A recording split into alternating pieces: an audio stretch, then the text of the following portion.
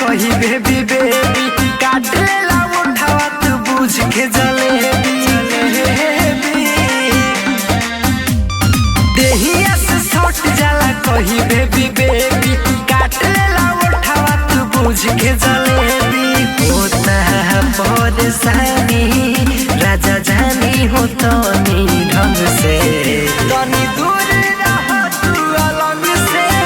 डर लागेला पलंग से तनी दूर रह तू अलग से डर लागेला पलंग से डर लागेला पलंग से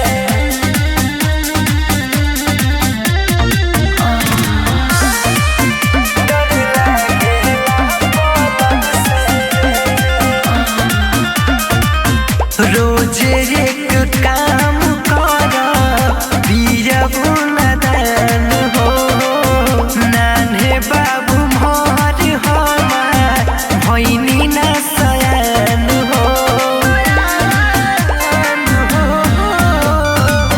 रोजे एक काम कर पियबू नदान हो नान्हे बाबू मोर हमार भैनी न सयान हो कर कहरी कमर पे लागे भइल असर बा हमसे तनी दूर रह तू अलग से डर लागेला पलंग से तनी दूर रह तू अलग से चली खेला खेला तू पलंग से चली खेला खेला तू पलंग से